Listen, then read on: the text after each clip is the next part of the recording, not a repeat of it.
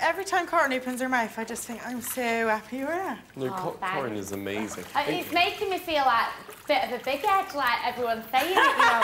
I am. That's because everyone's always What? loved you, and a couple of people gave you a hard time for being yourself, and that's the most ridiculous reason to give anyone a hard time. And you've defied your critics.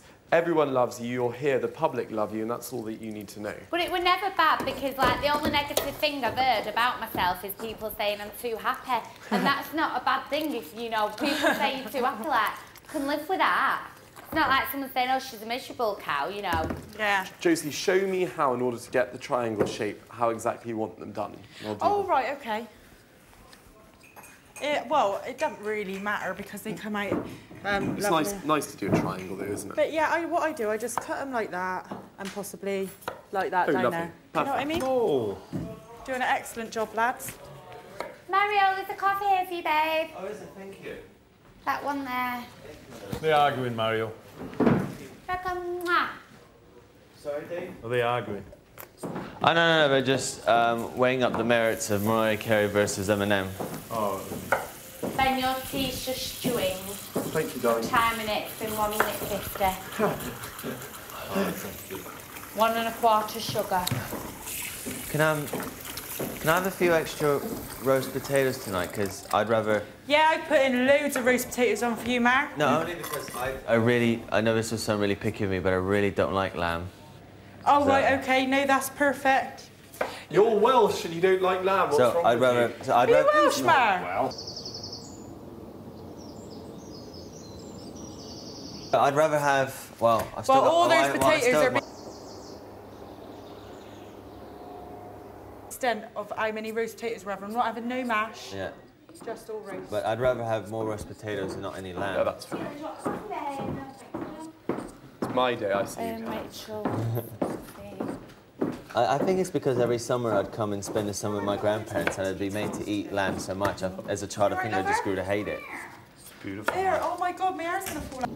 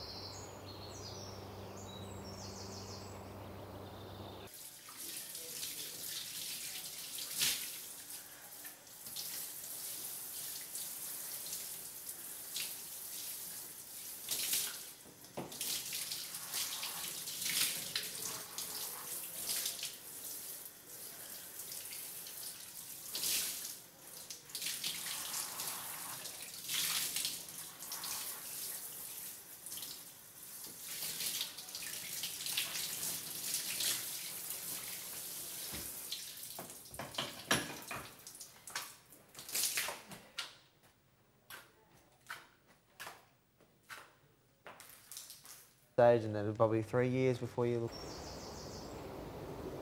So you're not interested in kids at how all? old am I going to be? I'm going to be an old mum. I'm going to be the oldest mum at the school. No, you're not. No. People are having children older and older. Look at me, I've got a 2-year-old. I think I Well, like you've had them all along the way, haven't you? I know, but I still have to take her to school. Yeah, no. Parents are getting older. Kid and not be able to So when get she's down and have a good when time she's with the kids, 15 my and back's we're at killing me. school and all my other kids are all left home and got married or whatever, I'll still be taking my Parents are little getting girl, who's older only and gonna older be these 15. days. Well, Yeah, I'm but gonna be my little sister's 55. 16. I don't think 30 or... No, I'll be right, Dad, old Dad, won't I? Even 40 is fine. Yeah, but you've got all the others, haven't you? I've gone through being the young dad. Girls have done it in Big Brother so far.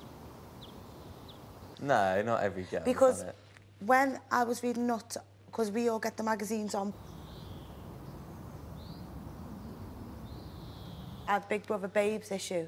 Yeah. And I'd Sophie at the front, and there was quite a few girls. Noreen and that, yeah. Second time this has happened now, I was sitting on the couch and I just gear myself up to seeing my friends. Yeah. And by the time Davina comes on, I'm actually excited at the prospect of possibly going because I'll be seeing all my friends. Yeah, nothing wrong with that. That's normal. I think it's great that you acknowledge that, because I think that's what Dave and I have always said, that we love so many aspects of being in here. You know, me meeting you, some of the fun times and this, but there's so much pressure. And the thing is, like, the areas about me that annoyed John, I don't have any of those problems with my friends because they already know what I'm like. They know my good points, they know my bad points. That's the nicest thing about being friends with someone for a long time. You know, and I've got 1 or 2 friends who understand, they know what I'm going to say and do before I do it. And that's what I miss about the outside world, people that understand you totally. And Dave's got it even worse because he's got a wife and family. Yeah. I think you've got to prepare yourself for going. And then obviously paid for going and then you don't go. It's a little bit of adjustment to get back to being here, you know? So I just think that's all normal stuff in there. I think you'd be a fool if you didn't prepare yourself to go.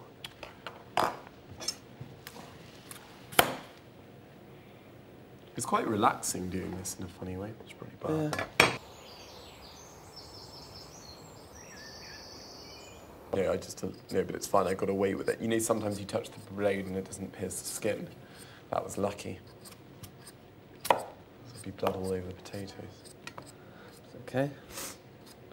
When I heard the pieces of music I chose last night, again, which weren't my preferred versions, but I felt like such a geek.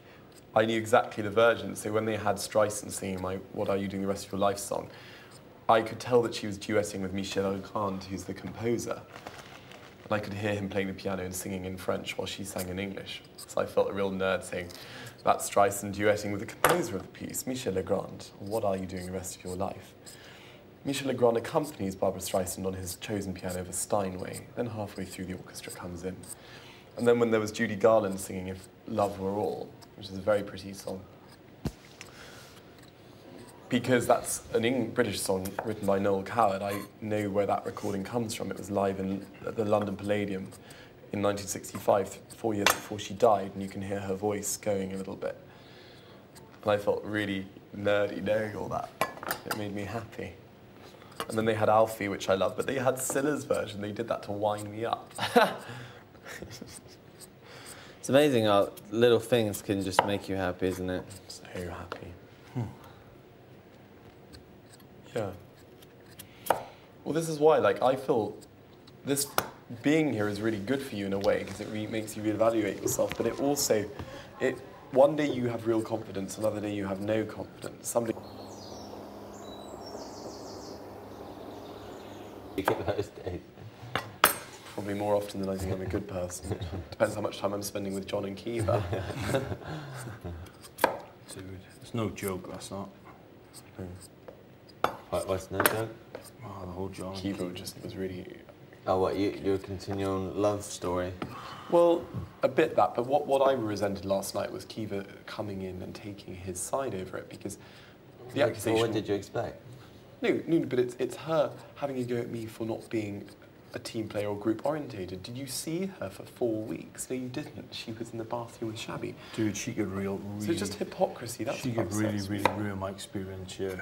And I've I tried... thought you two were friends. Yeah, well, I've tried the best I can to make friendship with her, realising that there was other areas about her. But I just can't get away from her, Mario. Like, there's so much negativity there, and there's so much destruction, you know,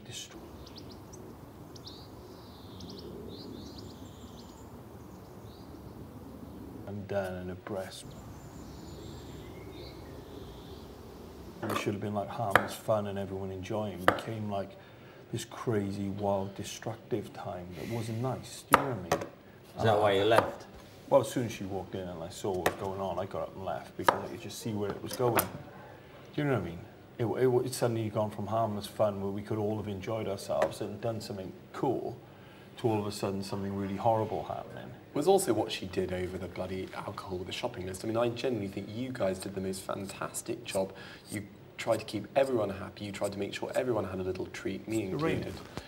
And, no, not yet. And for her to go off on one, because you guys weren't choosing loads of alcohol, What's the point of choosing the alcohol? They only allow us to have it in dribs and drabs anyway. You're more likely to get alcohol doing what I did today, asking for it as part of a treat.